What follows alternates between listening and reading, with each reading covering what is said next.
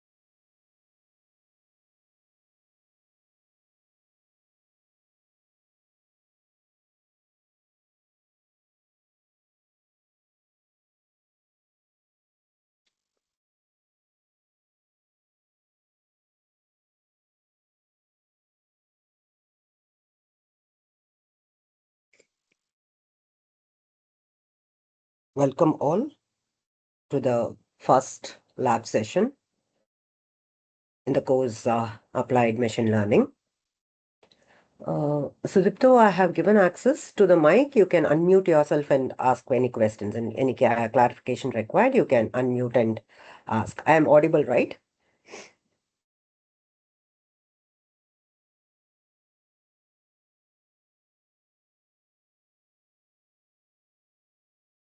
Okay. So what I'll do is we'll quickly start with how we access Virtual Lab, how we work, the notebooks, start notebooks, save notebooks in the Virtual Lab, and then go ahead with the basics of the Python. I'll share my screen. We'll start with a quick PPT and then move to the demo. We'll be switching back and forth as and when required. Let me share my screen.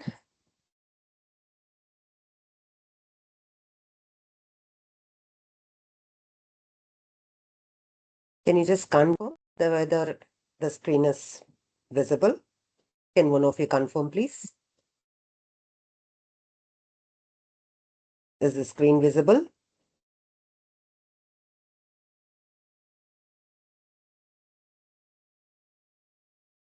Like I said, you have access to the mic. In case of any queries, you can unmute yourself and talk.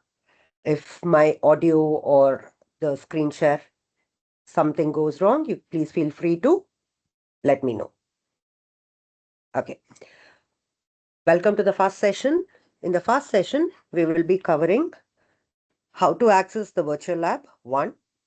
2, it'll be of more on the exploratory, the basics of Python and how we exploratory data analysis EDA is conducted for a data set, and of logistic regression.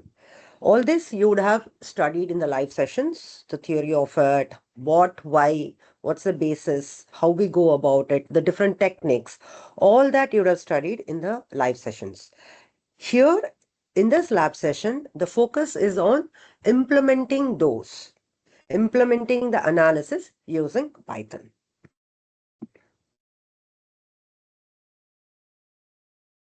So the session objective is virtual lab access, understand why data preprocessing and EDA are critical, learn all commonly used techniques. Okay, the syntax of it in Python, know when and where to apply each technique, map each technique to the Python commands. This is the focus. Implementation is going to be the focus. Analysis, you have learnt of those analysis. Now we are relating it, okay, associating it to different Python libraries and commands. First, we'll look into the virtual lab. If I'm right, this would be probably the first time you're using virtual labs.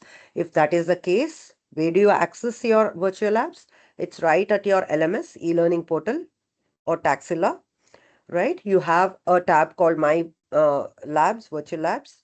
There, in the course section, you'll be seeing this. This tab you'll be see when you go there, it will say click on CSIS. This will connect to the virtual lab. And you will be asked for credentials. It's the same as your eLearn credentials. Select the course, click on the start button. This will open, it will take a minute. This will open to the virtual lab UI, the virtual lab environment. You'll be redirected to there. An instance is created. Basically, it's an instance is created for that particular session. You should be able to work anything, I mean, whatever required in that particular session, save it, close it, and then stop the instance. Stop the instance after finishing your work. Here in Virtual Lab, for each student, you have a quota of lab hours of 22 hours is assigned. This is more than enough for a particular course, wherein you can work, say, around 3 lab sessions, your assignments, your practices. For all that, 22 hours of lab work is assigned.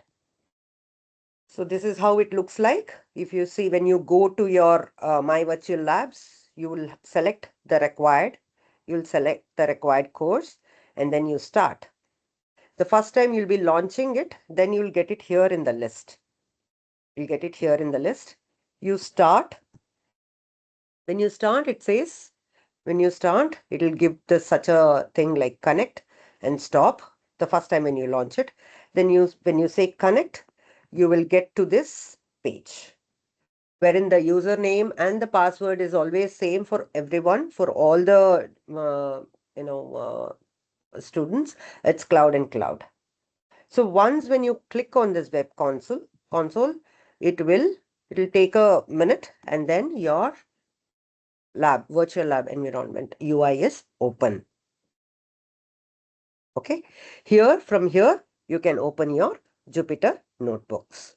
So this is how it works, the virtual access works. And once you finish, here it will be stop. Instead of start, it will be stop. Please click on that and then see to it that it stops. The particular instance stops. Okay, like I said, you will see here the time used, time remaining. Okay, the total hours assigned to each student is 24 hours, sorry, 22 hours of lab hours. Okay. Now, when it comes to labs grading, the lab sheets, there'll be 3 lab sheets in this course.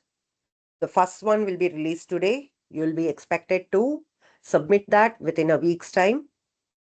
The grading will depend on 2 things: code quality and correctness. That'll be like 50% of the marks. Quality of inferences presented, which means not only just showing, the tendency to just show the command, for example, if I'm saying what the data structure is like, you're working on a particular data set and you show me the basics there, things like what the data structure is like, what type of data we have, and the basic pre-processing, right? And you directly go build a model. You might say that the correctness is good, correct. I was able to run all the cells, I was able to get the output. But quality will also look into that you're covering different parts of it. For example, if you're exploring data, you would have studied about univariate and bivariate, right? Heat maps. All this is expected. You cannot say that, you can't just assume that, put an assumption stating at the start of the notebook is, okay, this is a curated data set and this seems to be, looking at the data structure, I feel it's clean, so I'm not going to do that. Not acceptable.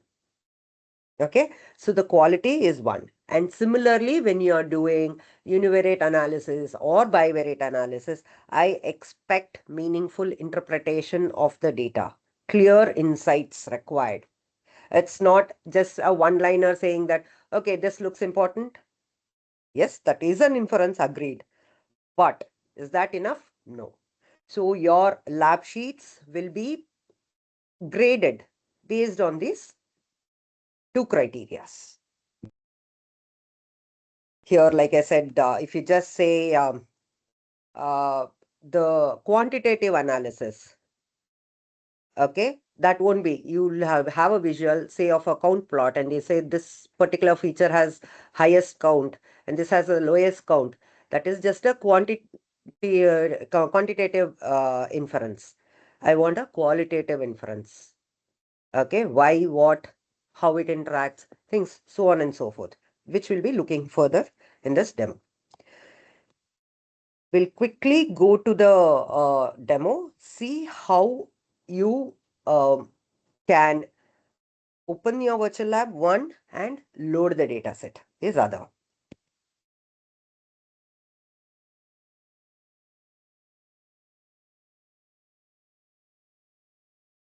Okay, a quick question. Any of you had tried accessing the virtual lab? Can I have a show of hands, please?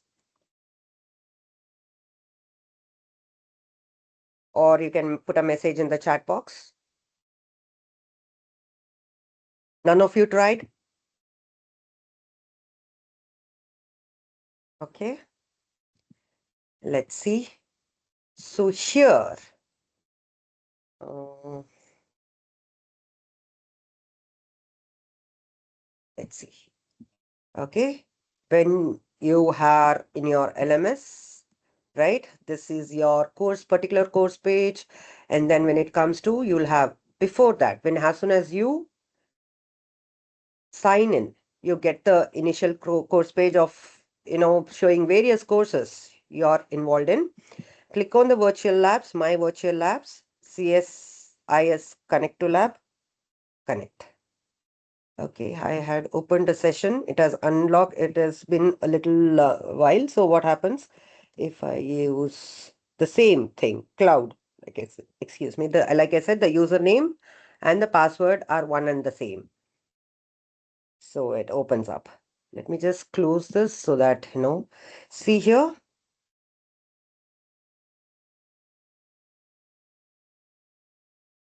Here, this is how it starts. So in case any uh, lab for which you have access, if you say start, okay, what happens? It's running. This one is running now. As it is running, it is giving me an message saying that already one AWS instance is running. Stop that, and then you can start again. Right. So when I say connect, you come to this page, and when you click Web Console, you will come to your UI, the main virtual lab UI. It takes a minute, 30 seconds to 1 minute for it to, render. Then you'll reach that. So from there, you can just show you how it looks like.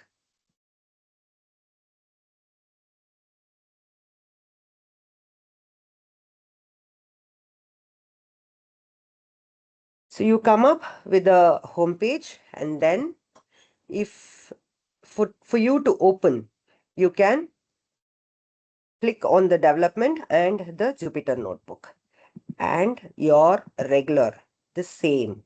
If you are familiar with working with Jupyter, you will see the same thing. The home page with the tree is what you will be able to see. Now here, one thing in BITS Virtual Lab is you will not be able to drag and drop your files. There are, especially in Windows OS, it is seen that, you'll not be able to drag and drop your files. The easiest way to do, how are we going to manage? The easiest would be to load your file in your emails, okay? And let me show you how that is done. I'm saying, okay.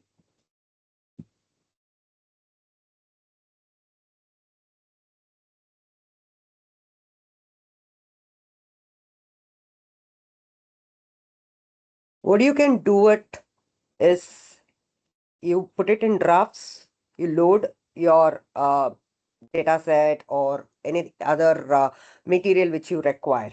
Load it here, and then when you say download, it downloads here in the system. Download, go to the home, downloads, you will see your required, whatever material you had wanted is present there. Move it to your main folder and you can start working.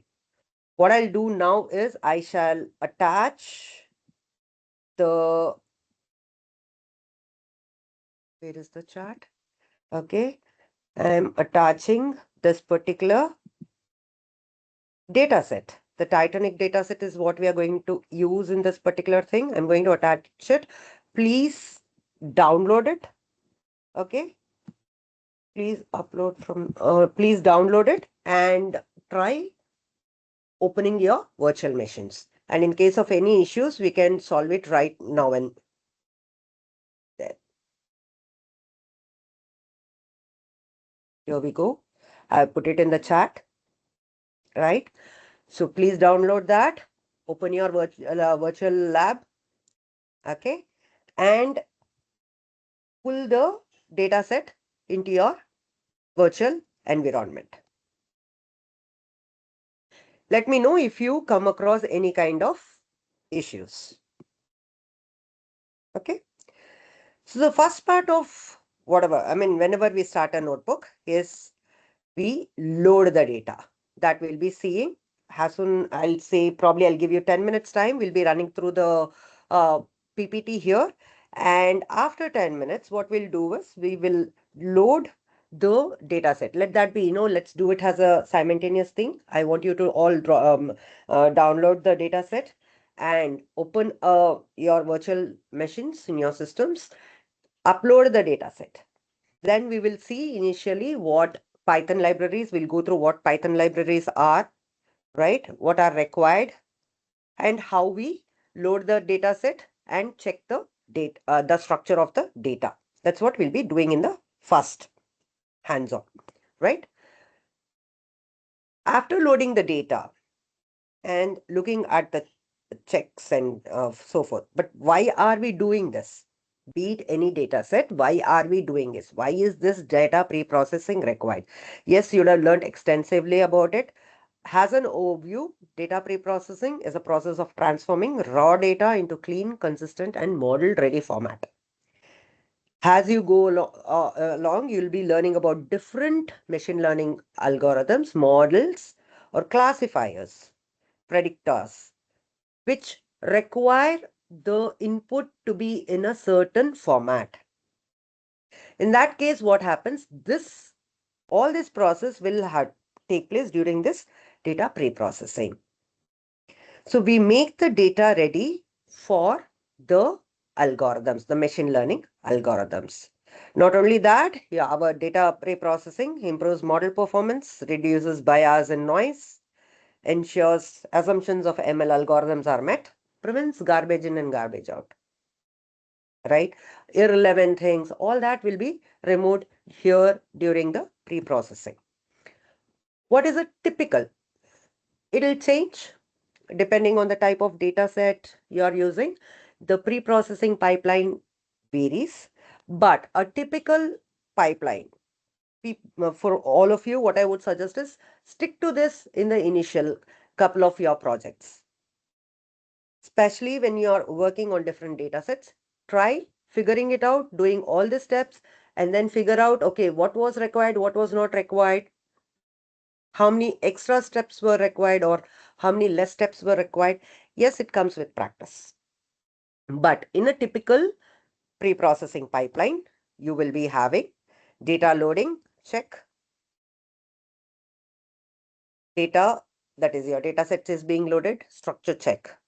Data type corrections, missing value treatments, duplicate, outlier deductions, feature transformation, feature scaling, encoding categorical variables. Assume if you have a data set wherein you don't have any categorical variables in it, then this will not come into play, correct?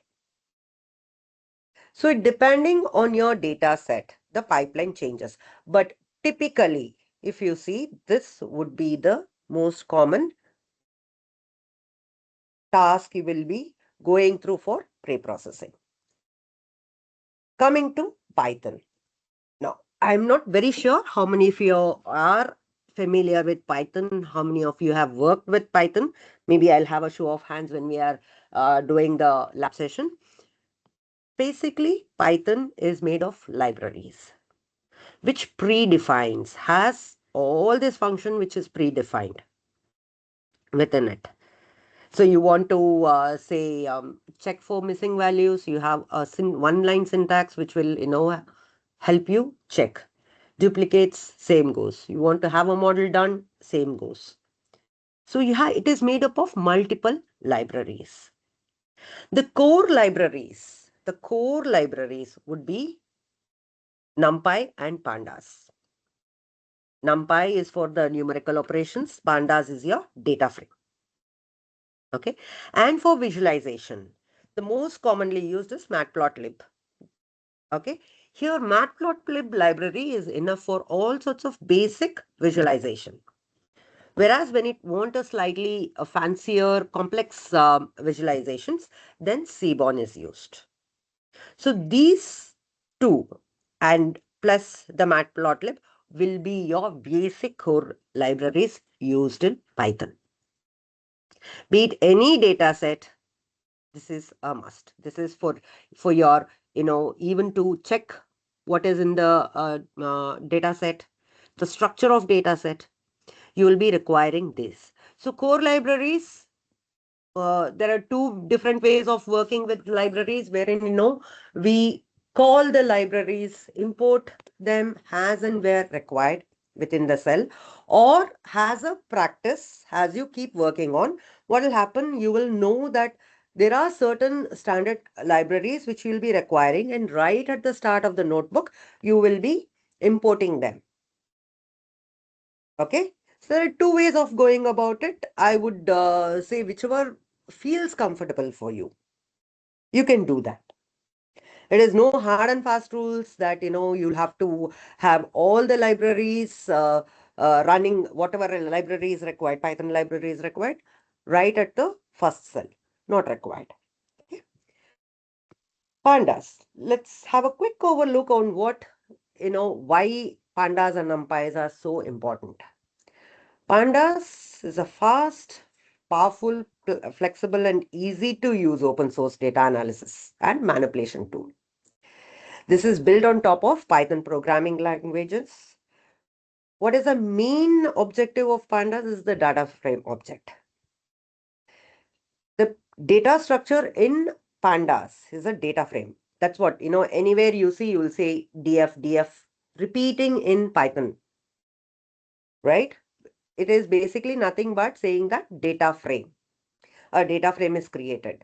So when I have an data set, generally, it will be probably in CSV. The initial stages when we are doing, we will mostly be using CSV formats, right? The data set comes in CSV.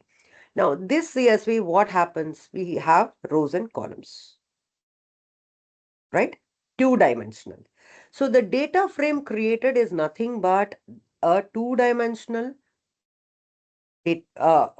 frame which contains all the details. So this tabular is a data frame, a two-dimensional size mutable tabular data structure with labeled axes for rows and columns. Columns is generally carries different features, and the rows is each instance, example, sample with all the features. Okay, giving all the details. So each row, so when you say I have 500 rows, then your data set has 500 points or 500 samples in it. If you have, say, 13 columns, it means your data set has 13 features in it. Plus or minus target may be included in it, may not be included in it. So if you have, say, around 200 columns, it means you have 200 features. right? So this is how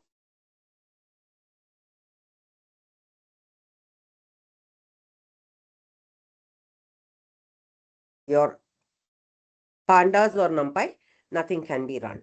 Okay. Data cleaning, data cleaning, pre-processing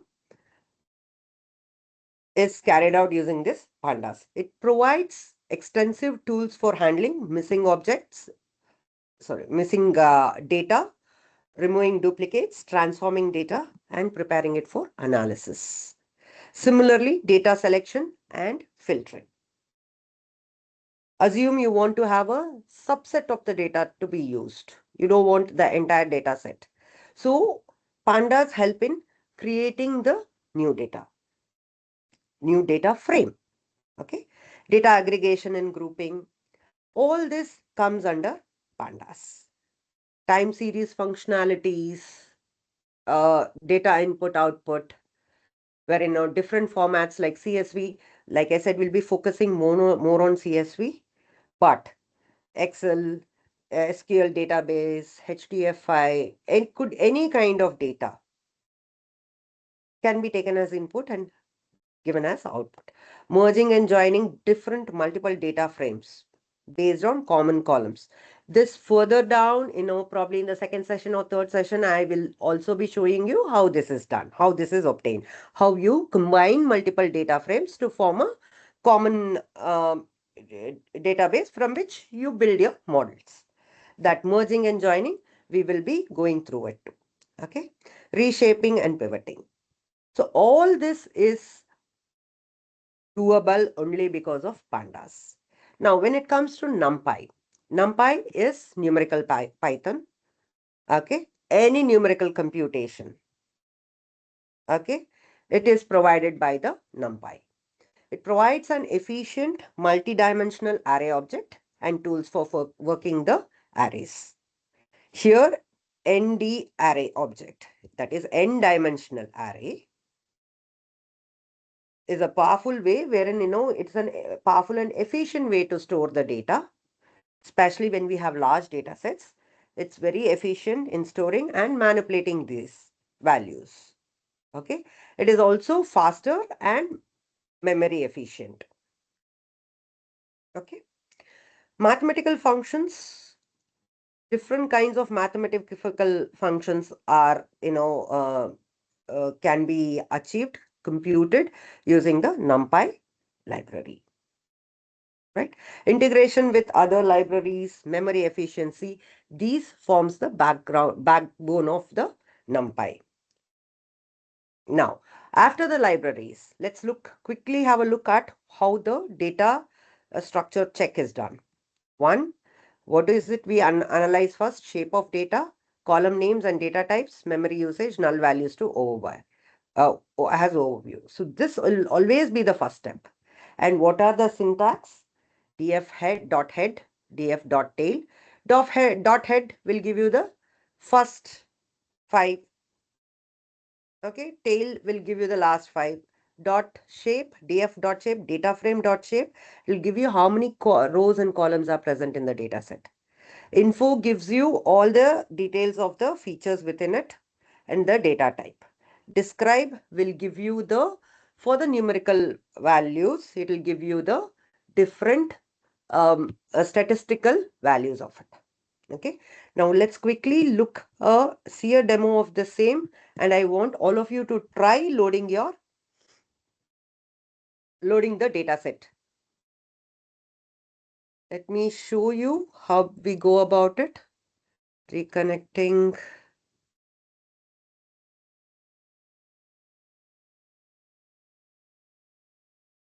Been switched off for long, so the instance has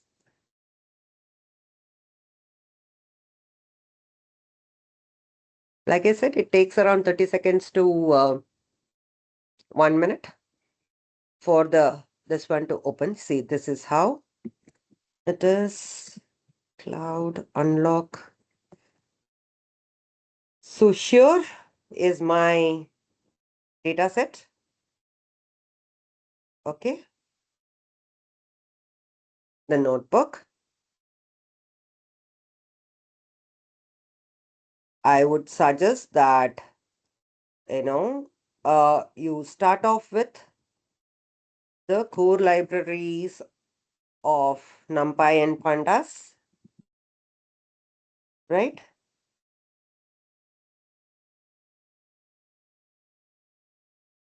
Can you just download that? Okay, the file. Sorry, I think I didn't send it out. It was right at the chat. Can you just download that train CSV? Open your virtual labs. In case if you have any uh, issues, you can ask me. So once you download this particular data set, 1, open your virtual lab. 2, 3, create a new notebook. Okay, just open a new notebook and import these 2 libraries. Shall we? I'm giving you 5 minutes for you to do that, and please confirm as and when you're finishing it. Then I can go show you the next step. Are you able to say, share your screens? Is that available in your screens, team screens? I'm not sure how the student view is. Can one of you confirm that?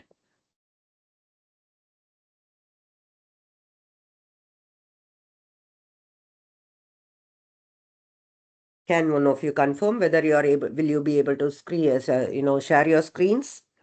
In case if you want something, you can, you should be able to share your screen and I can guide you through. Anyone? Can I have a response, please?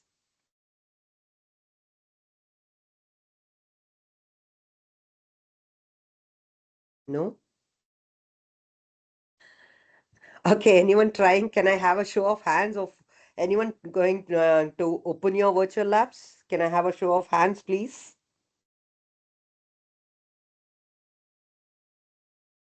None of you are trying.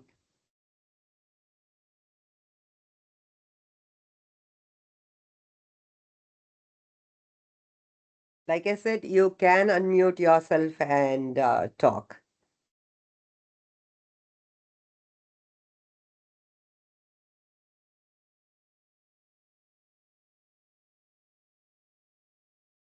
No one.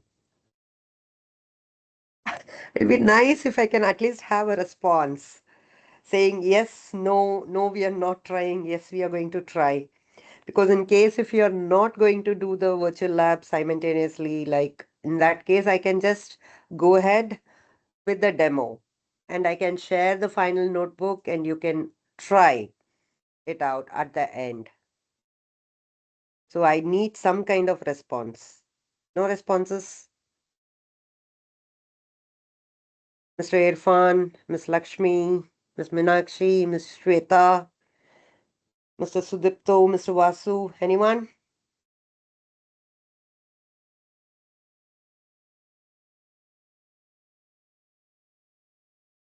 Okay. Then what I should do is then I shall go back to the presentation now, go through the various data pre-processing steps. Okay. And I will simultaneously, probably after, finishing of data pre-processing, then we'll jump to the demo, see how it works in the notebook, right?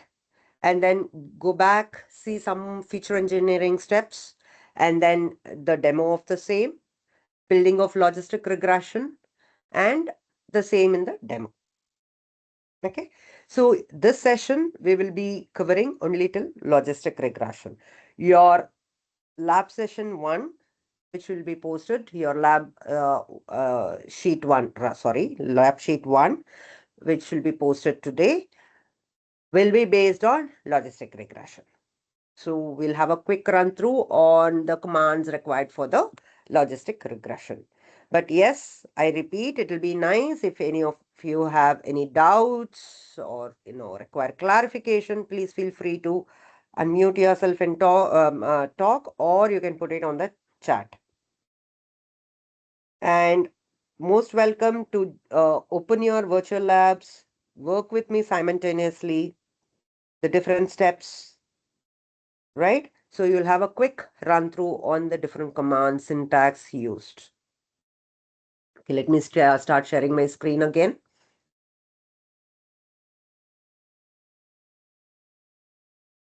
Here we go. So, like I said, the first step is the importing of the required libraries. There is no right way, wrong way here. You can, as and when required, you can uh, uh, import the libraries like the NumPy pandas is what the core libraries are. You will say, okay, I'm just going to import the those two libraries because for my data check structure to find what the structure is and all that, only these two are enough, right? So you will say that I'll go then later as and when I want, I will import the required libraries. But for a reference, a clearer reference, what I have done is I have given the most commonly used libraries here. The one which we require in for this particular notebook is mentioned here. So NumPy, Pandas, Matplotlib and Seaborn are for the visualization. For pre-processing helper stats, SciPy and the stats is required. So here SciPy import stats and in that stats.mstats import winsorization. This is basically for a outlier mitigation. Okay. The other main libraries are other than SciPy is again scientific Python. sklearn here, sklearn it is for your model building part of it and checking the and you're splitting your data set into train and test, okay, and processing like one not encoding, scaling. For that you'll require a sklearn. Okay, so this set of I have mentioned here, but as we go through the required cells, the different pre-processing steps, I will be mentioning the required libraries there too. So what I have done is I have imported the libraries right at the beginning. Yes, you can import it right at the required cell too. Please note here in the virtual lab, I did come across this one wherein SciPy and scikit-learn libraries were not present. So what I did in the initial step was pip install it. I pip install SciPy. This is for a Python has in the virtual environment. What happens is what library we require, we pull. So why do we do this? So that the memory is saved. Simple. Okay. So here you are pip installing SciPy and scikit-learn in the right at the beginning. After that, the libraries are imported. Now, loading the most common, this one which we am going to look into is I already have it in the same folder, right? In the same path. So all I have to do here is file path, all I'm saying is train.csv. Assume in your local machine you had it in a particular folder, in a C folder or a D folder, right? And in a and then just mention the path here. Then your data frame. How do we load? We say data frame df is equal to pd.read_csv. In this particular case, our data set is in a CSV format. So I'm saying pd.read_csv. This session, I'm not going to elaborate too much on how different ways can be done. Yes, what I'll do is in the next session, in the next lab session, I will give you a look on how different types of data are loaded. What are the different methods of loading the data? But let's not overwhelm ourselves because as in this demo, we have different parts like the data pre-processing or building of the model, all happens. So we will look right at the basic things, and then in the future sessions, we keep adding to them. Okay. So here in this session, it is basically about loading the CSVs. The path is mentioned, and then you create a data frame here. This is what is the loading of the data set means. So basically a data frame is you create it. We are saying create a data frame from this CSV. PD dot read underscore CSS and the path, file path. If you say I don't want to here, then right here you can give it as this quotes train.csv.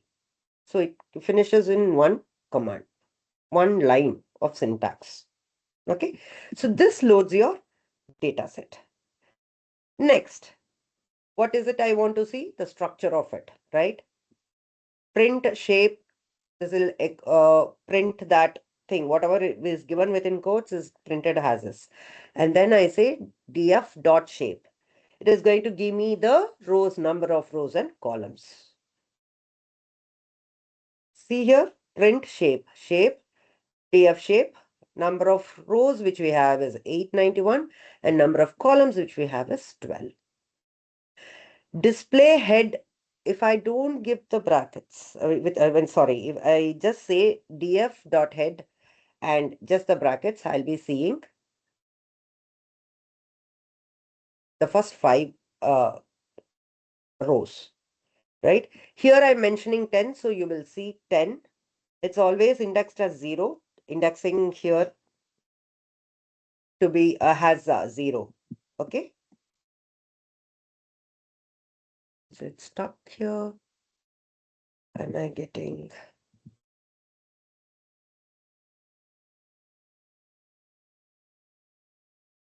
Wait, there is an error. Just let me connect again.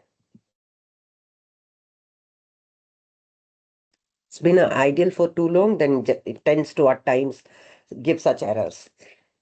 Okay, so here df head, you see the indexing starts at 0, 0, 1, 2, 3, 4, 10 rows of column, so 0 to 9 gives the details. Here, this is auto-generated by your machine, your Python. These are the different features available in the dataset. Those are passenger ID, survived, P class, passenger class, name, sex, age, sibling, spouse, parent, children, ticket, fare, cabin, embarked. So these are the different features available in this particular data set. What are the other thing which we saw? Dot info and dot describe. Now dot info, what is it doing? Dot info will list all the columns. Here itself you will see this non-null count, right? Non-null count is nothing but, and we know that we have 891 rows of uh, instances, 81 rows in this particular data set.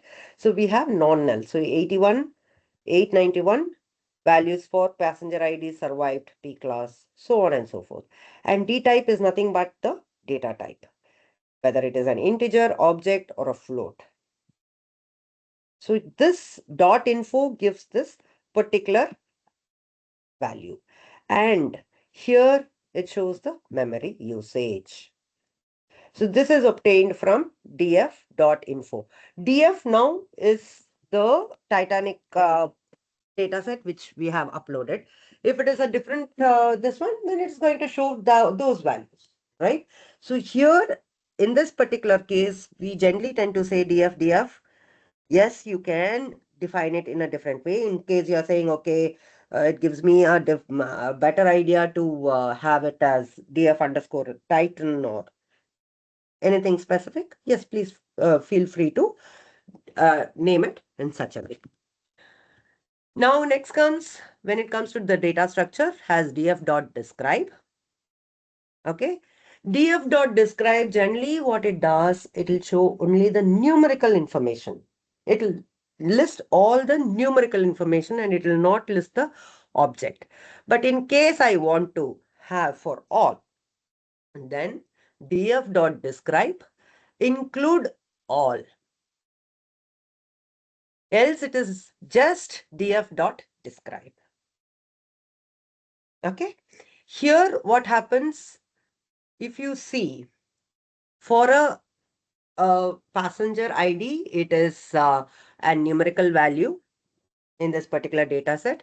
So it says number of count. Unique will not come into play for this. This will come only for the categorical thing, okay, categorical variables. Okay. Top value, frequency, mean, standard deviation, minimum 25%, 50% quartile values, maximum, right? Whereas if you see for, okay, a categorical feature, then you'll notice you'll have the count, and then you are having the different unique values within it. Now, when it comes to gender, it is going to sex, it is going to be male or female. So you have the unique value. So it says that it is either male or female, right? Top is male, this many frequencies as mentioned. This is for the categorical. Whereas for the numericals, this will be as not NaN. Okay. The rest of the things for the categorical will be NaN. So basically what is happening here is we are getting a idea of the how the features are spread. Okay. Statistical values, so on and so forth. Now, standardization of column names is something optional. If you notice here, when we are doing the head, when you notice here, you have this passenger ID survived P class name. Okay, so you have a mix of capital characters and the lowercase, uppercase and the lowercase in the uh, feature names. Generally, when we are working with multiple features, it will be easier if we have a certain way on how we define the features. One of the practices, industry practices, always have it in lowercase so that you don't miss out. Here, why is it so important? Here, when you are manipulating the data, a particular feature, say now for example, you have the age, right? So when you say age and then you're feature engineering that particular feature, like, you want to say that you, in the age, it has a set of values for each passenger. Okay, that you're going to manipulate saying that I want to find how many, define, okay, this many children, this many adults. Okay, or a senior citizen. You want to feature engineer, create a new feature or feature engineering that for that particular feature. Then in that case, when you're naming, you are using a combination of uppercase, lowercase, and if you, in further down the notebook, if you, instead of using a capital A, if you use a lowercase a, you're going to get an error. A name error is formed. So to have to stick to a practice wherein you standardize how you name the features. So it depends company to company. But I would suggest that as you're starting initial, now we have started working on different types of Python codes. Right from the beginning, make it a practice.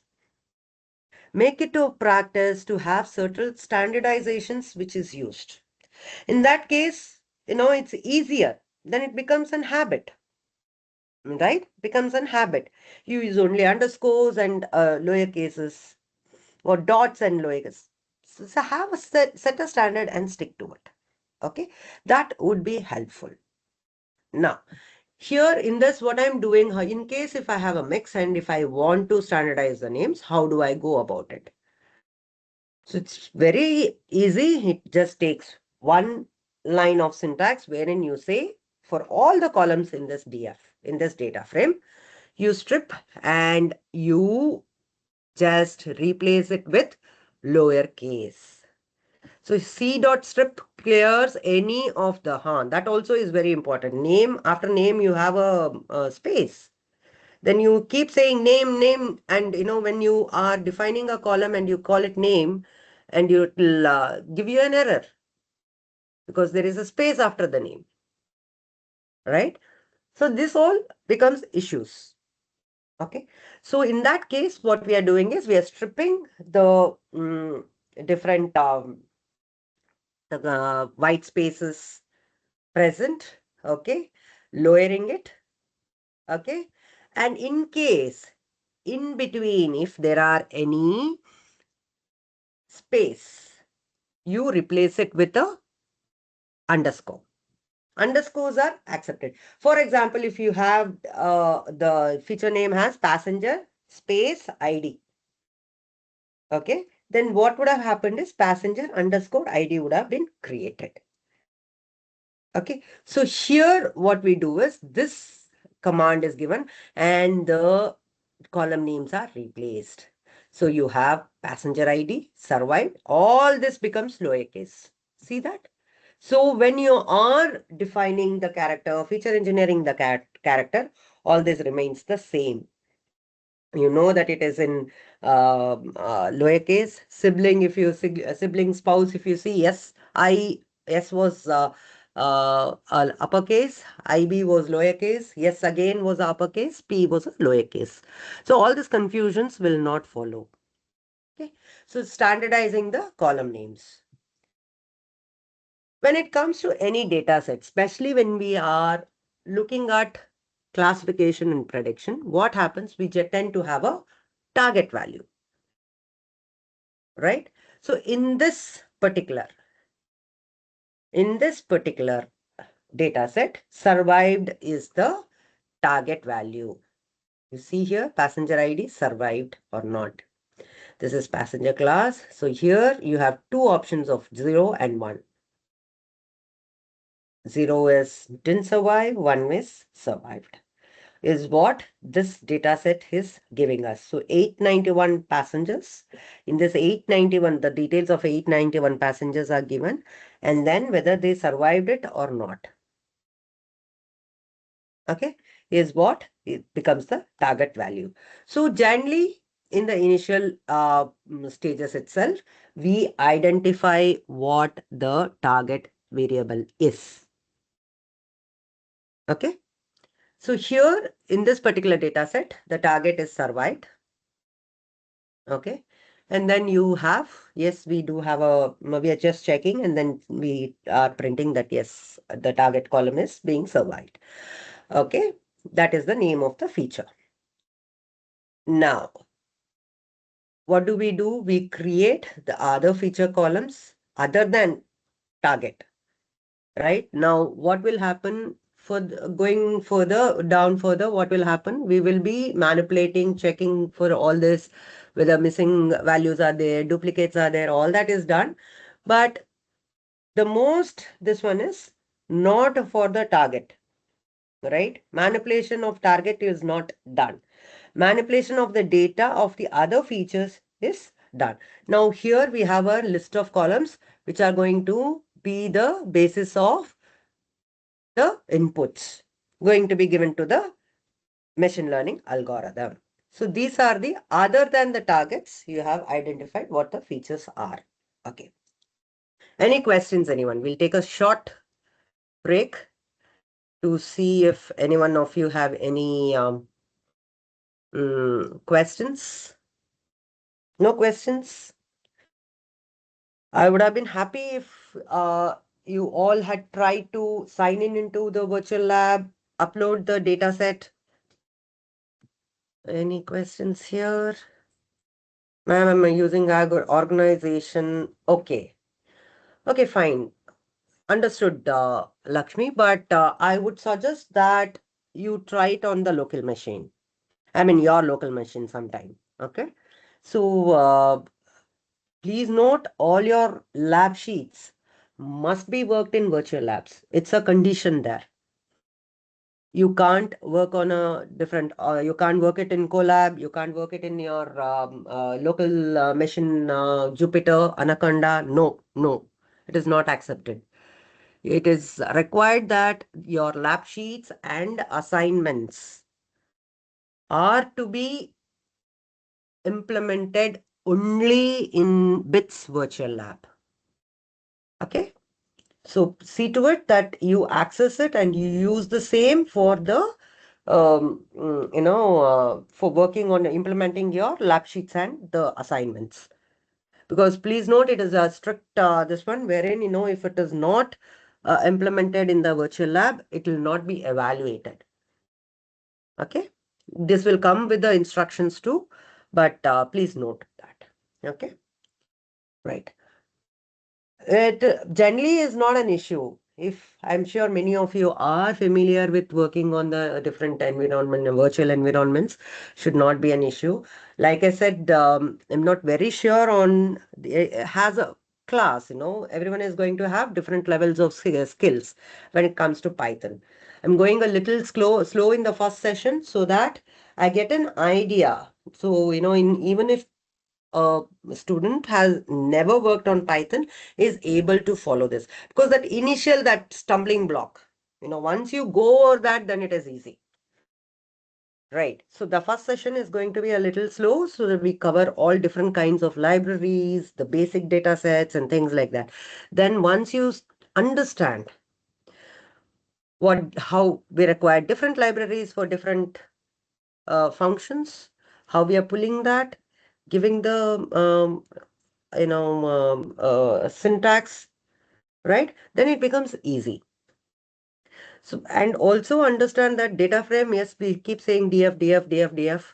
Data frame, yes. Manipulation, in the initial stages, it is all very easy to see that, okay, this is what we have missing and all that data, especially when it comes to feature engineering. You're creating new features. So you might want to have different kinds of data frames. That is when you need to be very careful how you define your data frame name. And when you're building the model, you pull the appropriate data frame. Assume for, you have learned logistic regressions, wherein, say you need to have your data scaled for a good result. Right? It has to be scaled. It has to be numerical. You can't have categorical in the inputs when it comes to your LR, right? So you create a data frame for that. You have all this encoding done, and then you scale it, right? Can that data frame be an optimal data frame for random forest? No. So when you are feature engineering, when you are creating the data frames, be very specific. Make it as self-explanatory as possible, the data frame names, so that when you're pulling it for the models, machine learning algorithms, you pull the appropriate one, right? So no questions per se. In case, if like I said, first session, the first 1 hour, if it is too, and if you're very familiar with Python, you would have found it a little irritating. But yes, foundations needs to be covered so that, it's helpful for all the students in the, even for varying skills levels. Okay. Now, going back to the demo.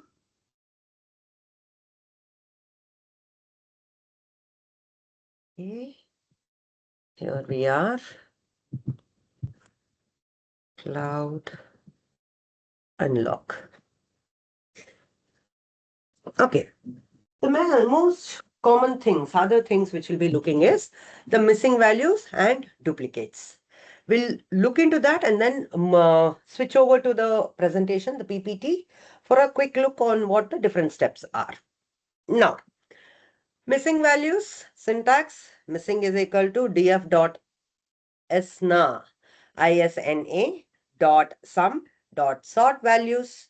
Then it will give you if a particular feature has a missing value, then it counts. Sum is going to count. So that particular feature, how many values are missing? And then it is sorting. And sort values I've given ascending, false. So it is descending values. Highest is cabin, missing count is 687, age 177, embarked is 2. Okay. So here is nothing but saying count the missing values for each features. Be it or any feature, it will check for all the features from in the DF. Okay, even if target had, it will say this particular thing has survived, has here in this particular data set, the target is survived. So it has this many missing values. Could be any of the feature. Okay, so missing value is number of missing values found and printed given. Here, this missing underscore PTC is nothing but I have defined saying that give it as a percentage. Okay, excuse me.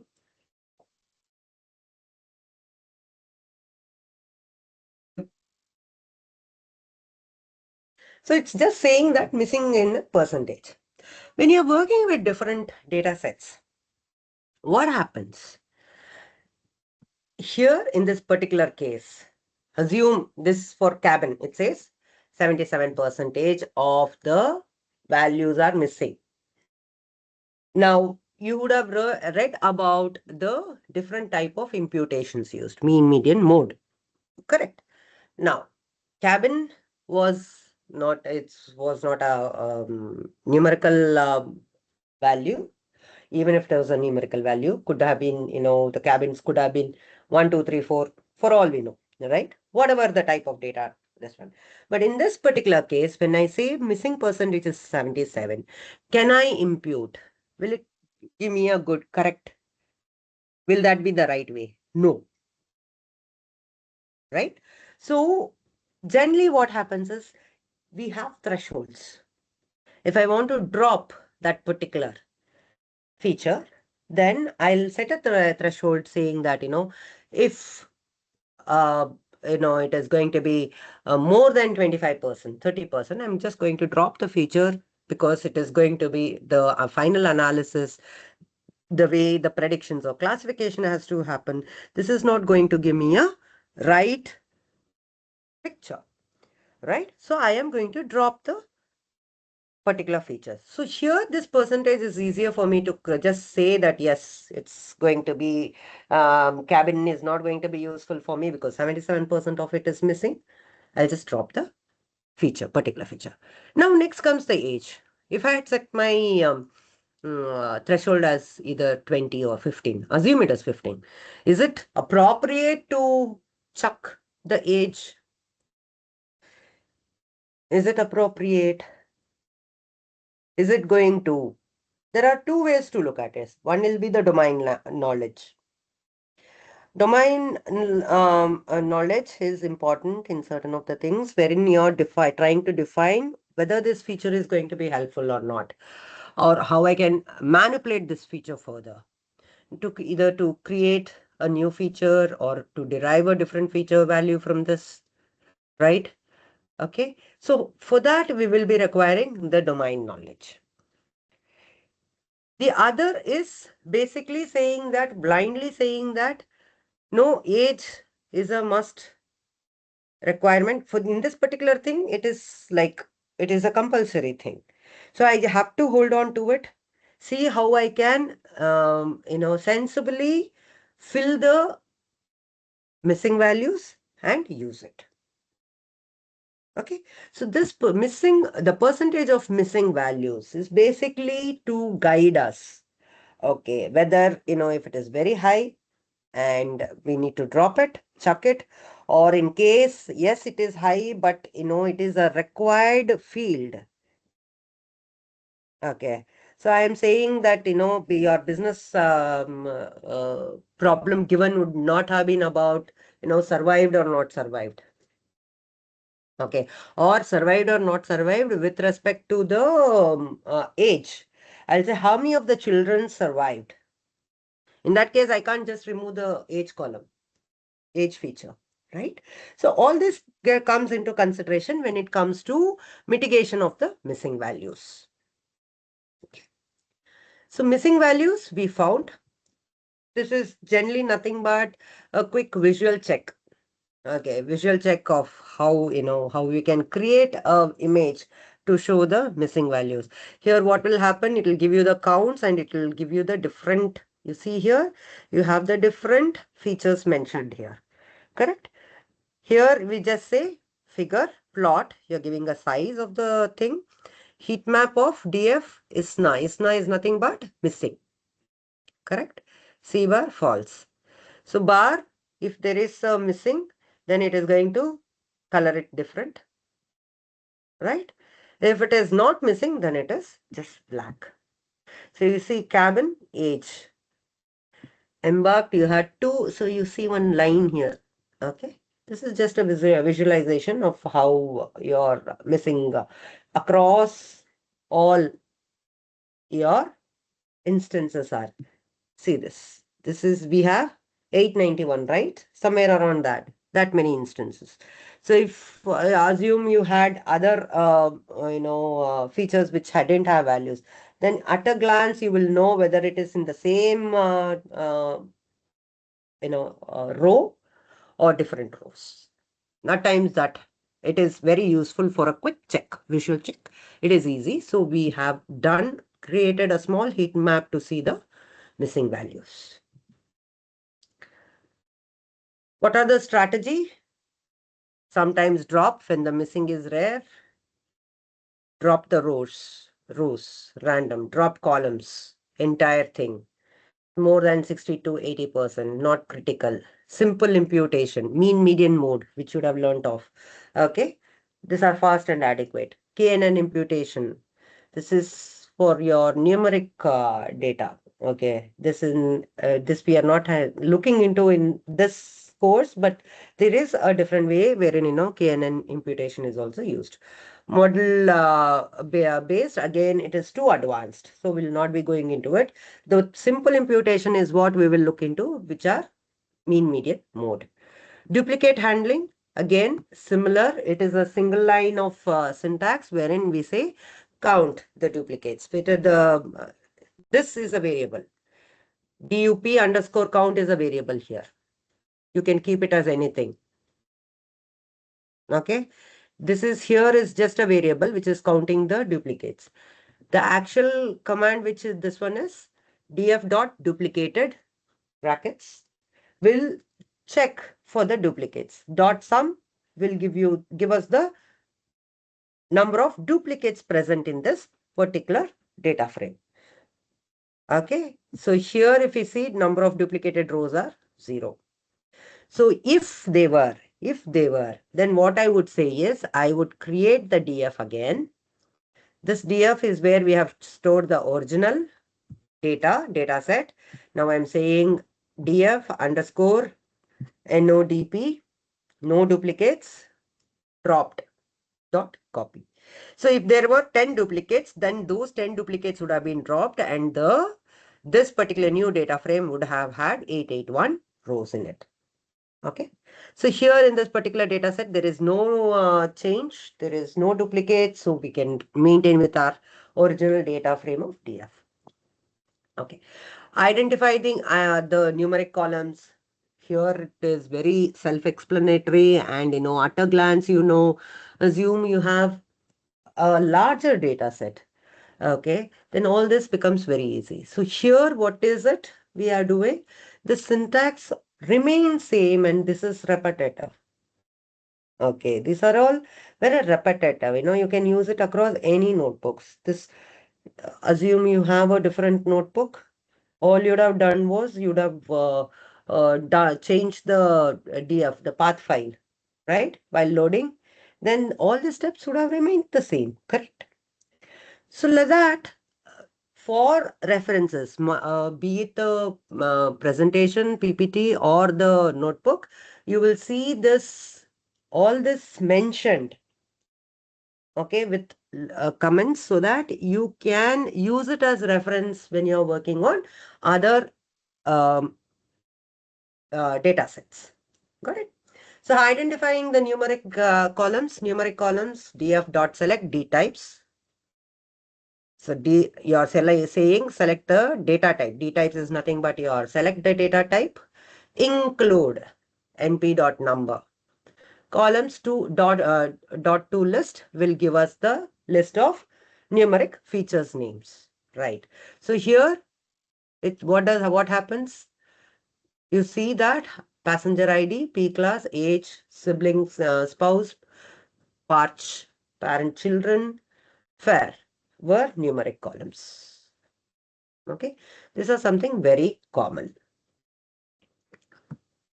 Let's move to some of the, for the other, this one, let's just move to the, it's quicker to run there because it gives you a better idea.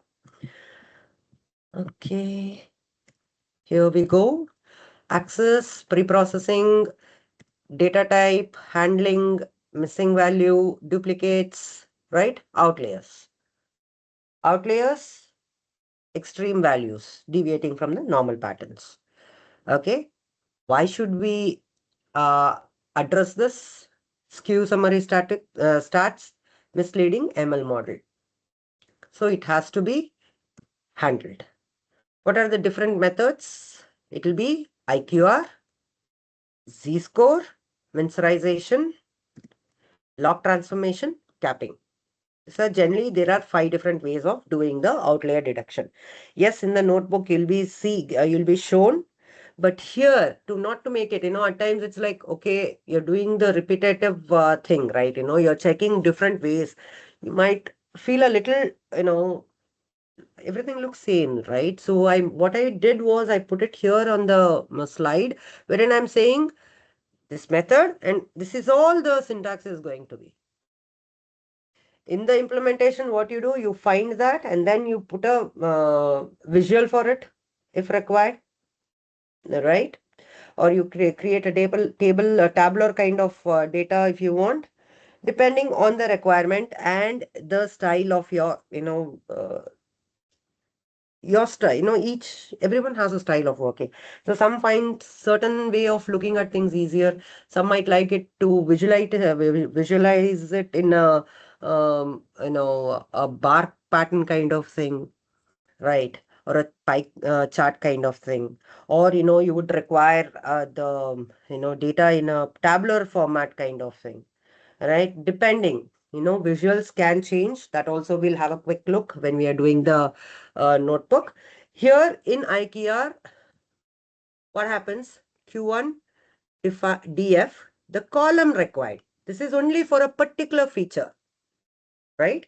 Particular feature, a numerical feature, right? So here what I do, I say DF and whatever column is. Now, anywhere in this presentation or, any kind of generic, this one you come across, you will notice this. DF, you will have this one and column.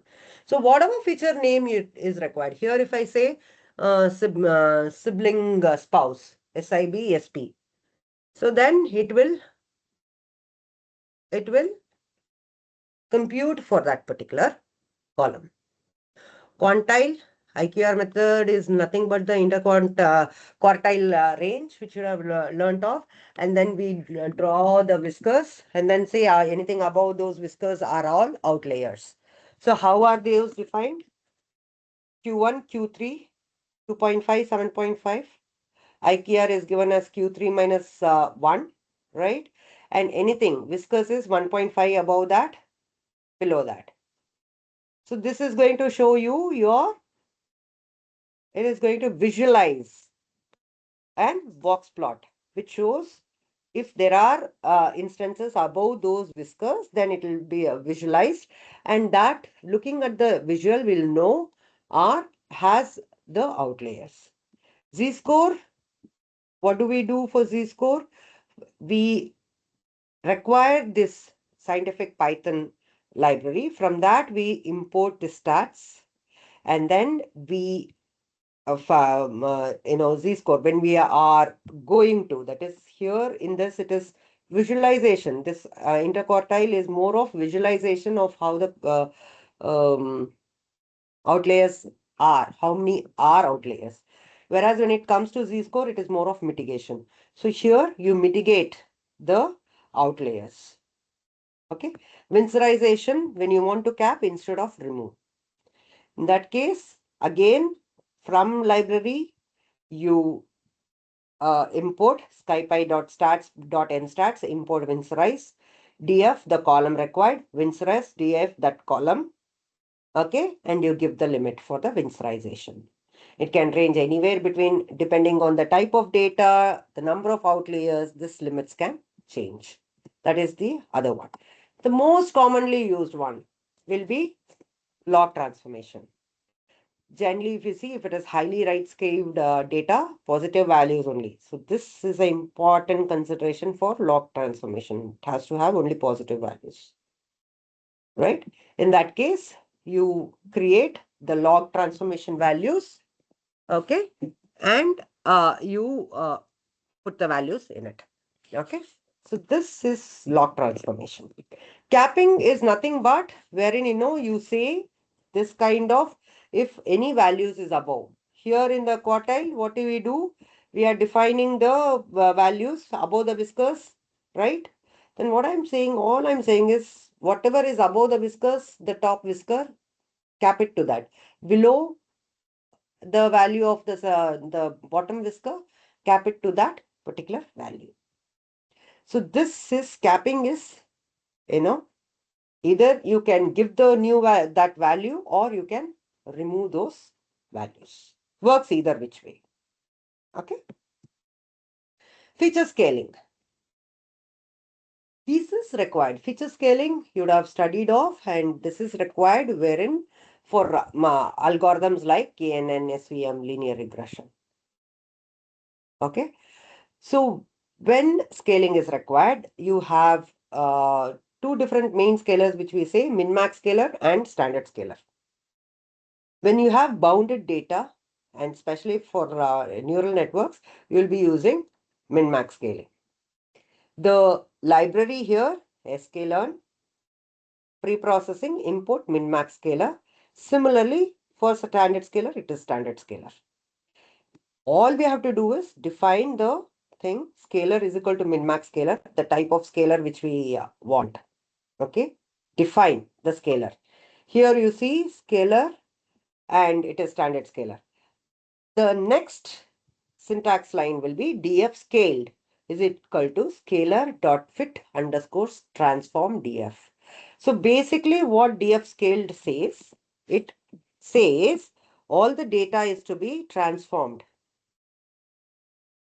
okay, using the scalar mentioned here. So the scalar mentioned here runs here. If it is min-max scalar, the df scaled will have the min-max values. If it is the scalar given as the standard scalar, then the df scaled will have the standard scaling method values. Okay, standard this scalar is used for generally normally distributed data. To have if a very varied data, then to have it more normalized, we use the standard scalars. Coming to EDA. What does data look like? Why EDA? What does data look like? Patterns, variables, how are they related? Which features matters? That is feature selection. I don't think time will permit for a very lengthy feature selection methods. For in this particular thing, what I'm going to do is we will look into the univariate and bivariate analysis, different visuals produced, and logistic regression. In univariate analysis, every single feature, right, is what we look into. Here, numerical features, what to analyze, distribution, skewness, spread, and outliers. Histograms and box plots are the most commonly used. Here, there are some, this one mentioned, it will be any particular numeric column name. Here in this, you can say age, df histogram or plot of age. Then it will give us a histogram plot of age. Box plot, again similarly. Okay. Categorical frequency and imbalance. It is obtained by count plot. Here Seaborn, this one is required, library is required. So SNS dot count plot. You have whatever X and Y, X value is given, it will, for that particular feature, it is going to give you the count plot. Here frequency and class imbalance are mainly, those are what is analyzed. Coming to bivariate, variate, between two variables, right? Okay, whether they do have any kind of relationship, positive or negative trends within it, association with it, right? Any patterns, all that comes with bivariate analysis. That is, two different features are checked. Okay, it helps to identify predictor relationships. Features guides feature selection. This is the main thing, feature selection. Like I said, probably we'll be looking more into the different kinds of feature selection in the next lab session. Okay. The different types, what you can use, the types of plots which you can use is mentioned here. This is for bivariate. Numerical. Common goal is correlation trends, scatter plots, and pair plots. Numerical categorical. Common goal is group comparison, box and violin plots. Categorical versus categorical, count plots and heat maps. Dependency and association is what we look for in this. Okay, so these are the most easiest way of, initially when you use this as a starting point. Use this as a starting point when you're working on different, as and when you gain experience, you'll like I said, you will have your own style of looking at things, developing the notebooks. It'll be like fingerprints. Trust me, it does changes, it just varies. Okay, but initial stages you can use this as your thumb rule. Numerical, categorical, right? Numerical versus numerical. What we'll be looking is scatter plots. Again, you'll require Seaborn for this. Okay, detect trends, clusters, and outliers. Upward trend, downward trend. Random scatter. Okay, looking at the scatter plot, you'll be able to interpret any one of this. What happens? You say SNS dot scatter plot. Okay, you give the X value and Y value. Whatever being the X value, Y value. With the columns required, data is pulled from the DF. And you give a plot title. Okay, this was for a different, this one, wine quality thing. But here, I'm in the demo, I'll be showing you the columns used, the features used. Okay, scatter plot.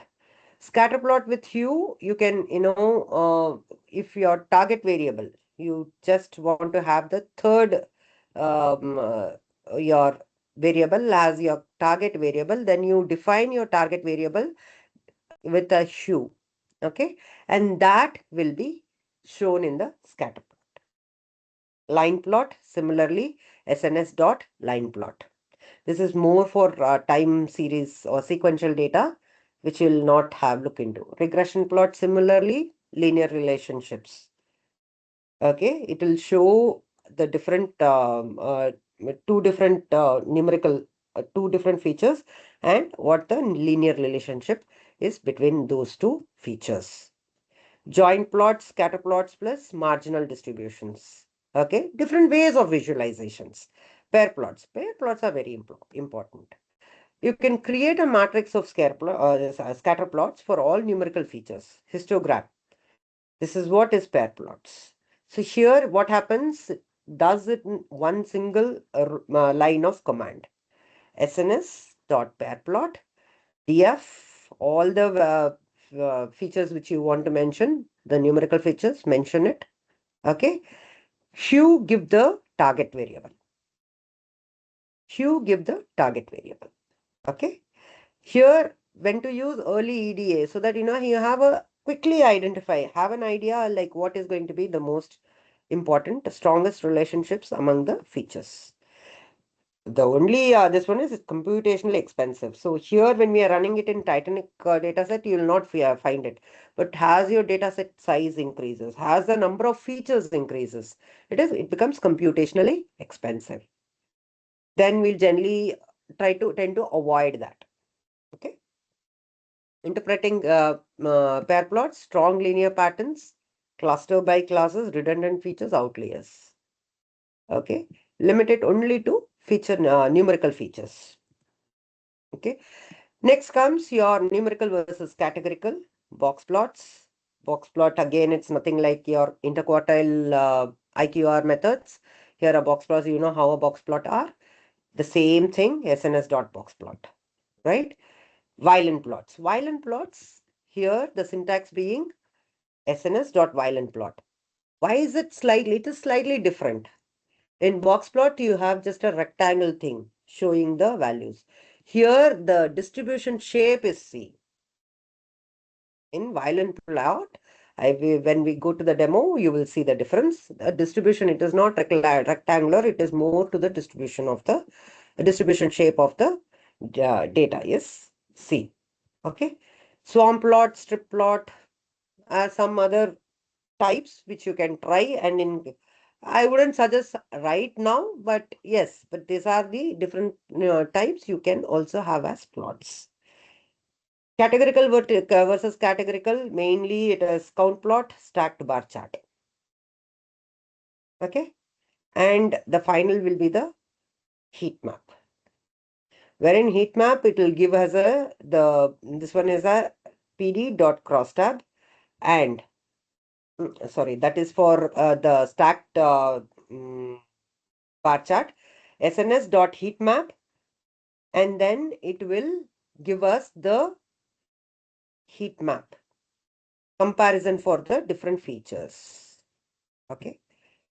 This will again be your, the entire thing about the data pre-processing. Here is nothing but I have given what all is about your feature selection, the different things, all the details have been given here in the PPT. Going back, coming back to the code.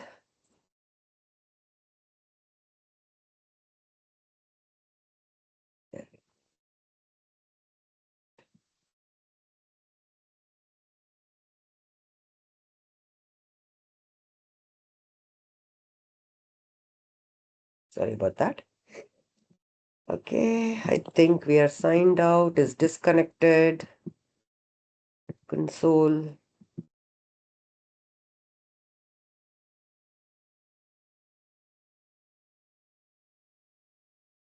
Does tend to, if more than 15 minutes or half an hour, it has a time limit wherein it goes on.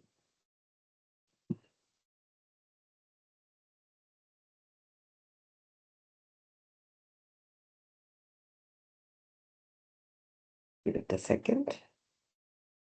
Maybe I should just start right from the beginning. Nope.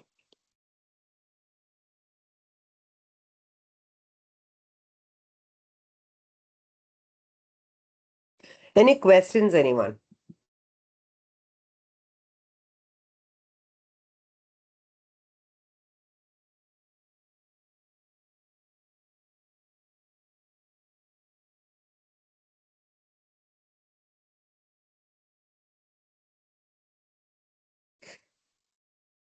Let's give it a minute.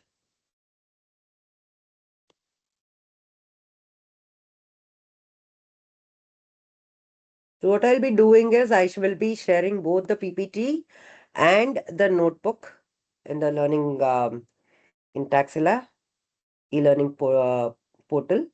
Please run it through and then see how each step works. Okay.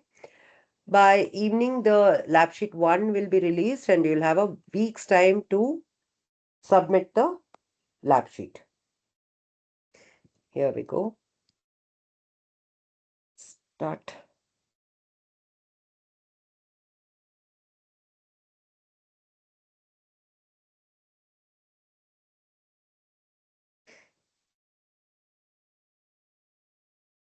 So like I said, probably the feature selection, we'll be looking into it the next session.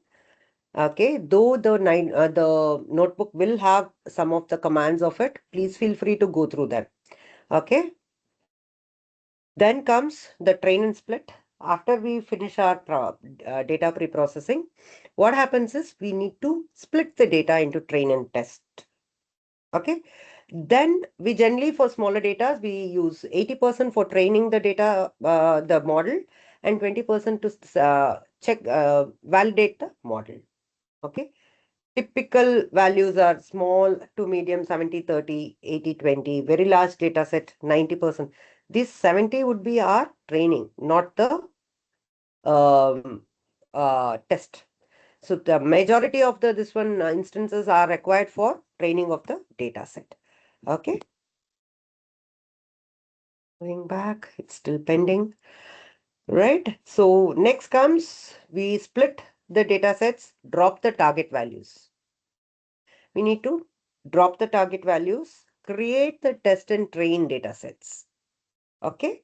And for this, the main thing of linear regression, we need the continuous. We would have used scalars, standard scalars, min-max scalars to, for the transform the data as per the requirement.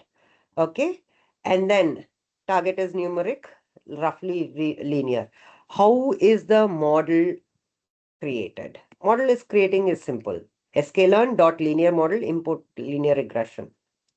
LR linear regression, fit and train, predict. This is the standard syntax for the linear regression. Regression metrics, what are the regression metrics you'd have learned of?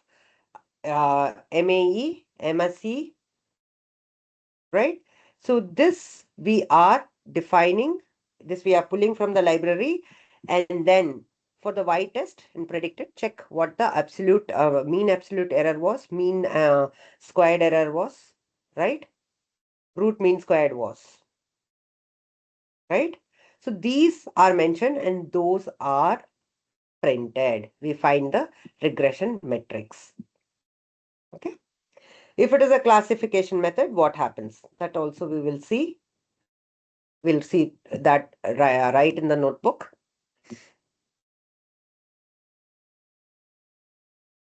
The classification metrics, which commonly uh, given is, sorry, till that performance metrics will be accuracy, recall, precision, and F1 score.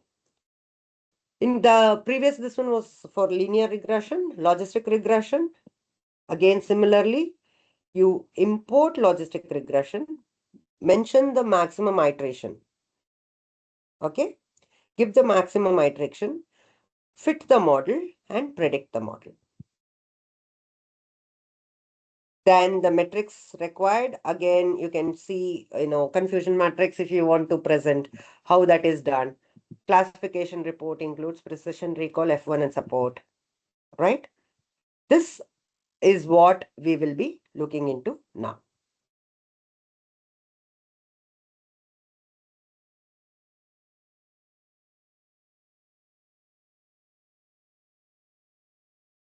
Here we go. The notebook.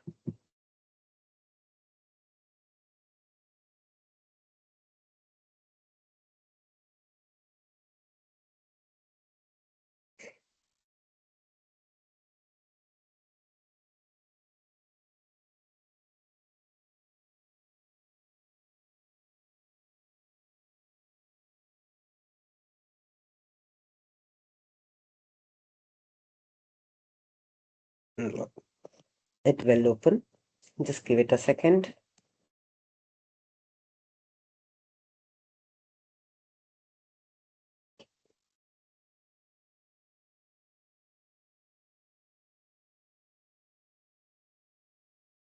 So from the previous.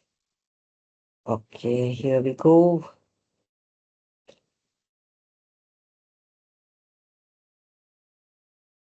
Anaconda assistant. Nope. So the initial data structure, target overview, missing duplicates. Here we did talk about the outliers. IKEA method.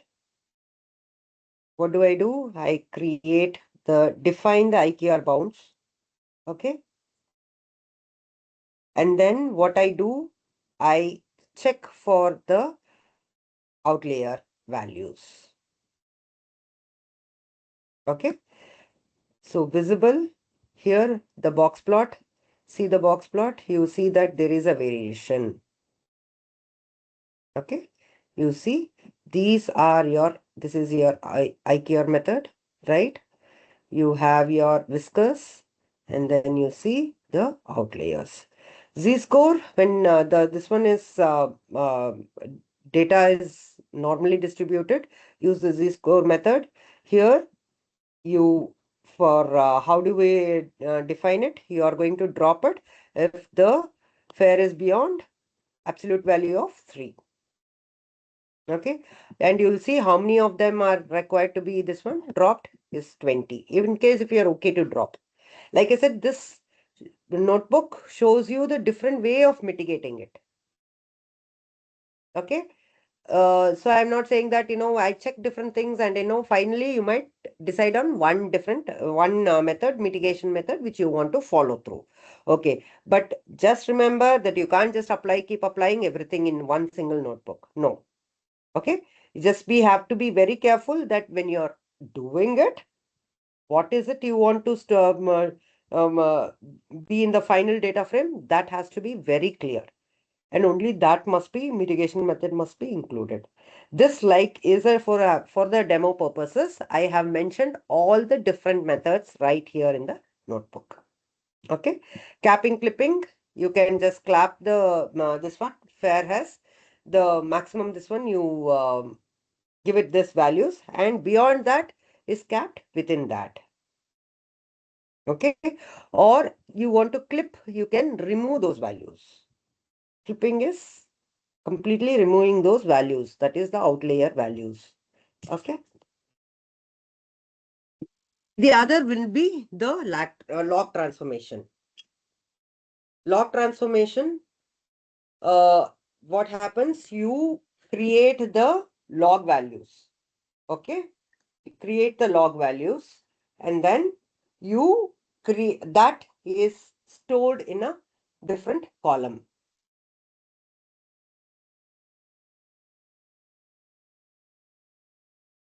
Okay. So this log transformation, how do we go about it? Here, np.log. Okay. That is the syntax used. Here, this is all for showing your picture. Okay. np.log1p is the syntax for it.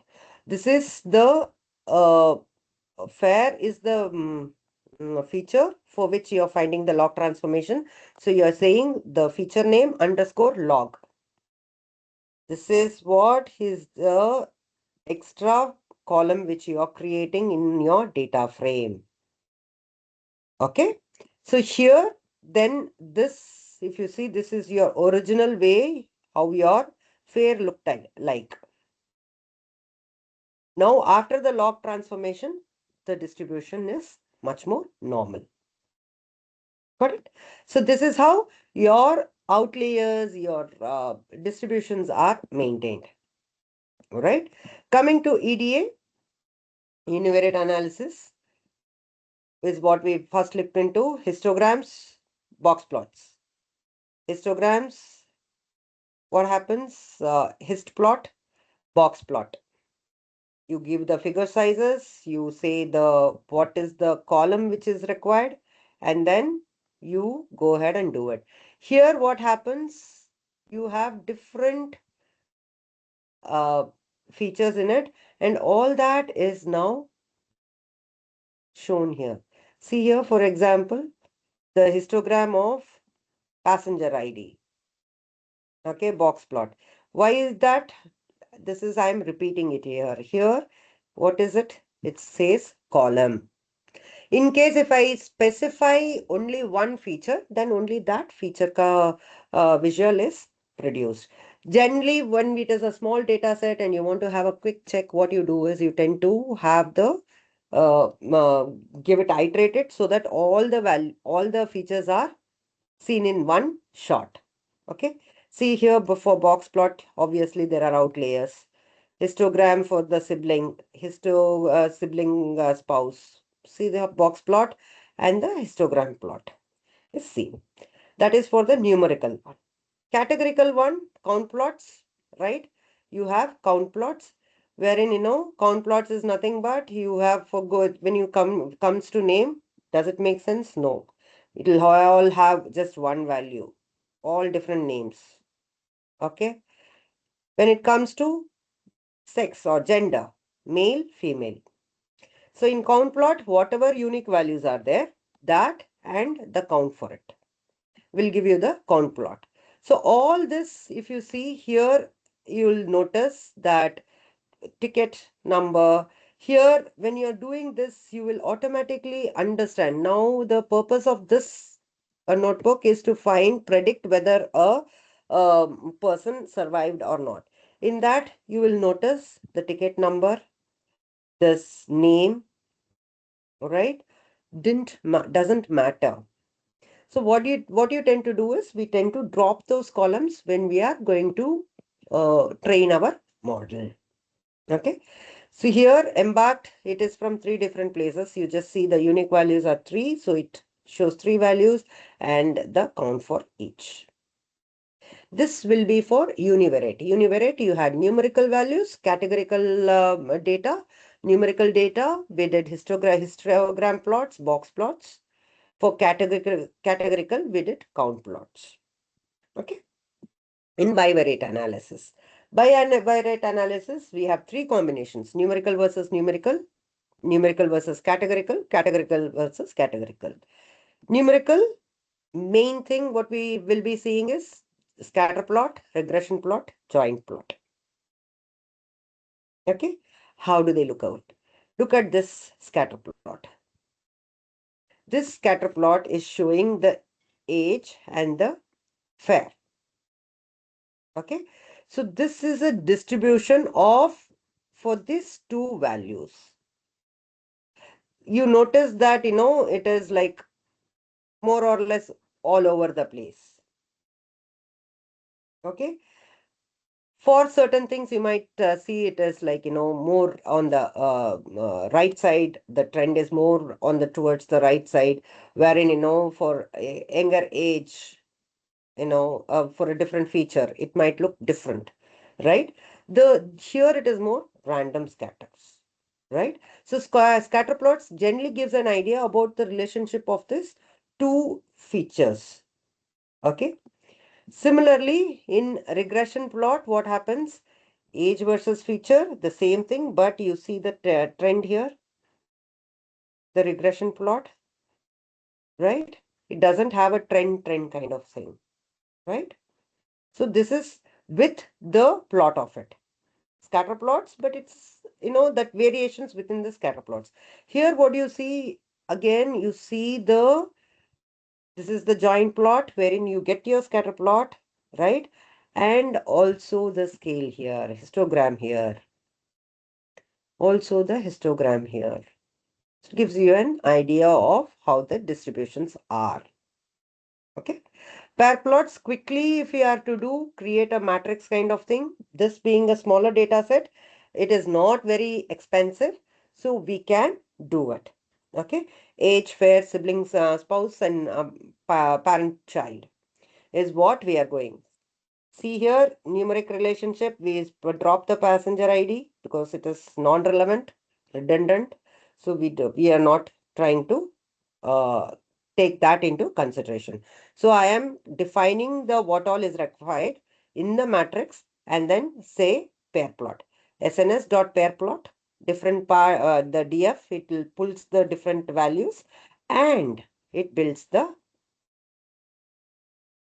pair plots.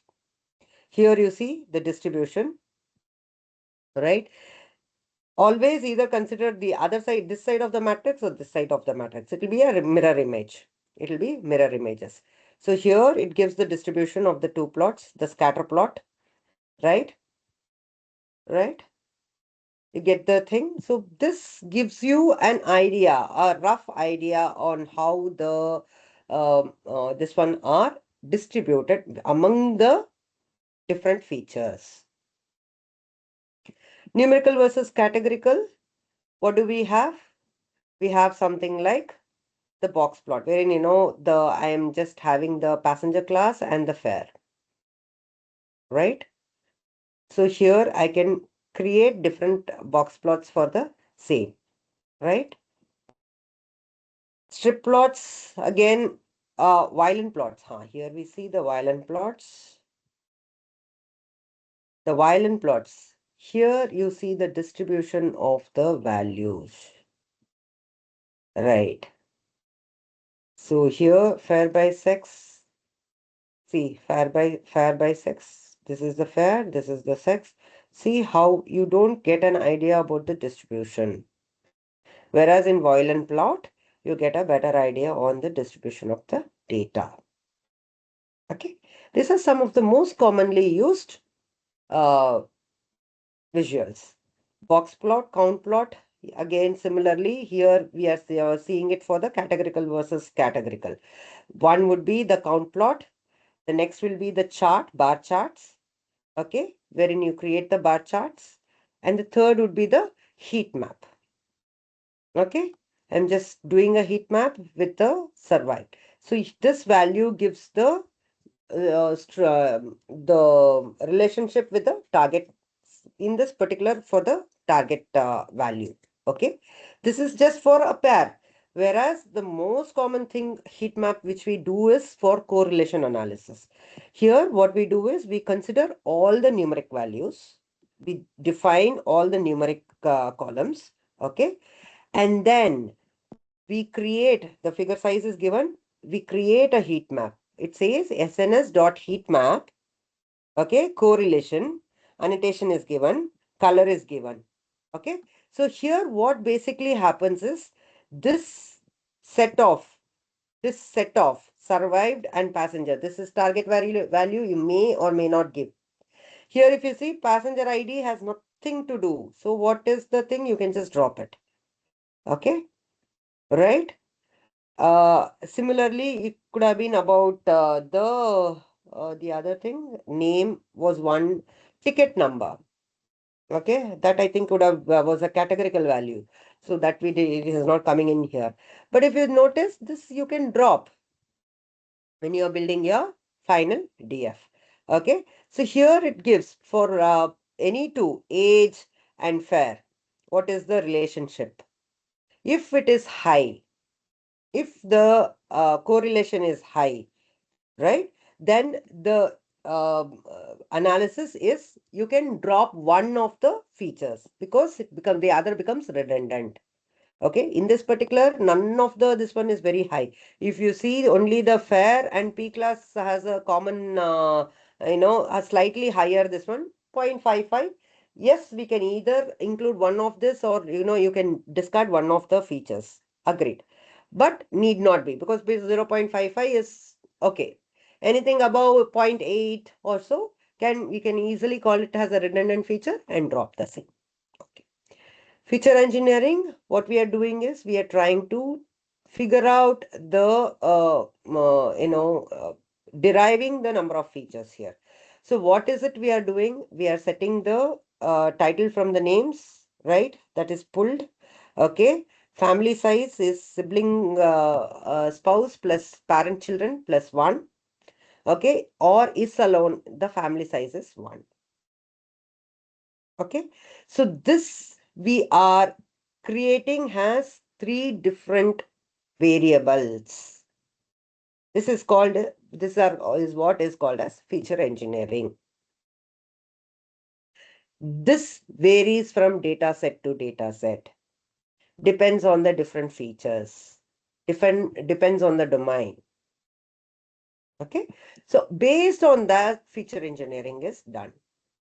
Okay, so anytime what you have is, if you want to engineer a feature, you define from which features you want to pull the values and create the next set.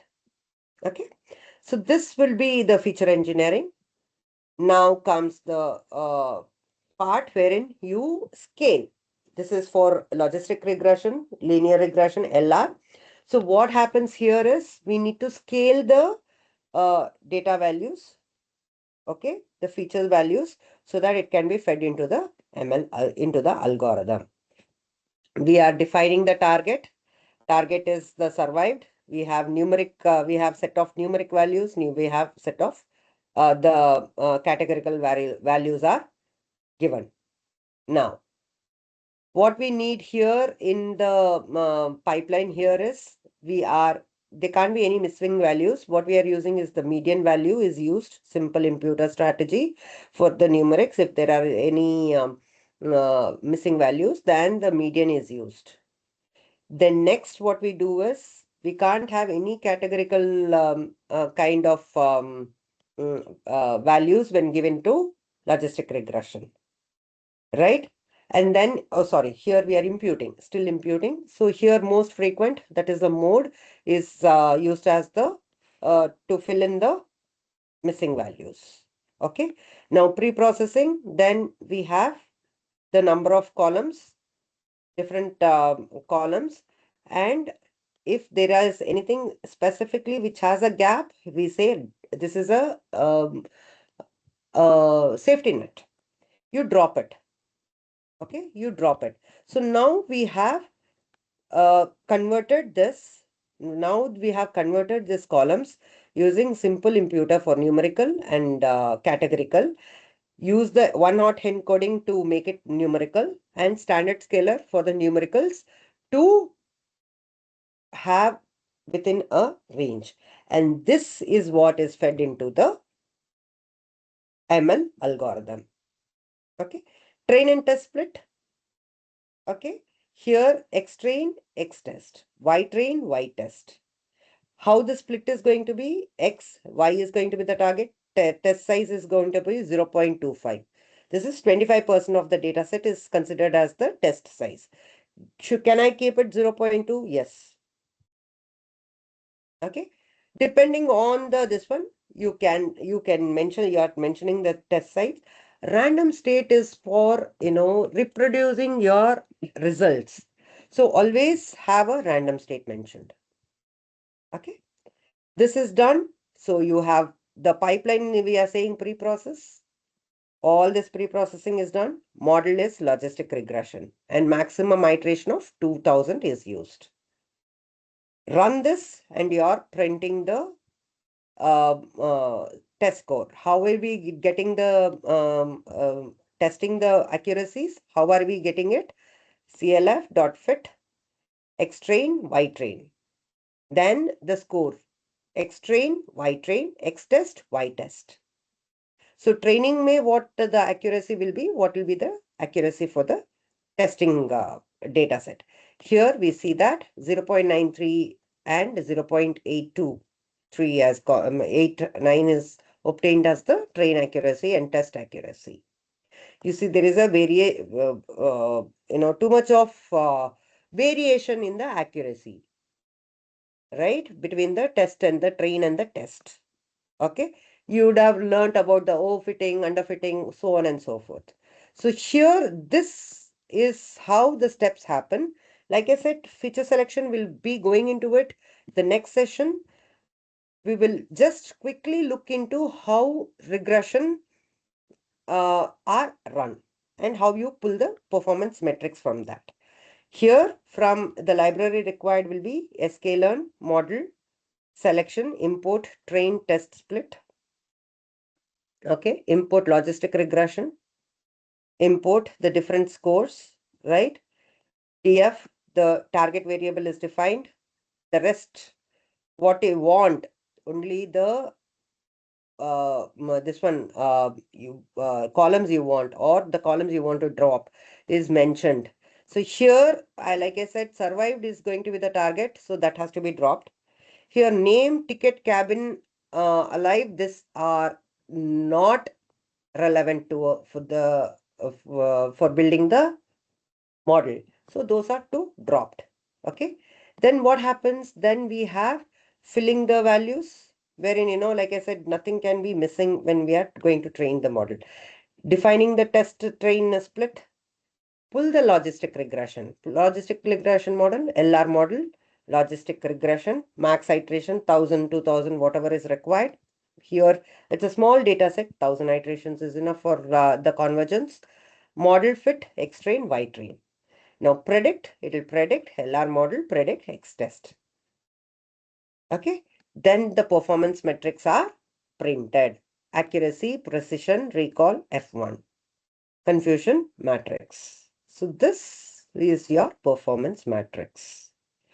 This is nothing but how we are visualizing the confusion matrix. This is a set of commands which is like repetitively used. So on how to visualize the confusion matrix. The last being, mean squared error. In case if you want to, you again pull that from a different thing. Here mean squared error is computed for the logistic regression. So this is about logistic regression and data preprocessing. A little overwhelming for the first session. Please work on the notebooks. Please feel free to reach out in case of any clarifications required. Any questions, anyone? Any questions, anyone? Like I said, I will be posting the notebook and the PPT onto the e-learning portal.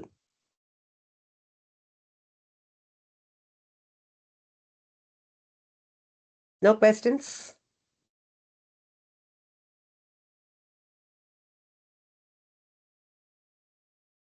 Let me stop the recording.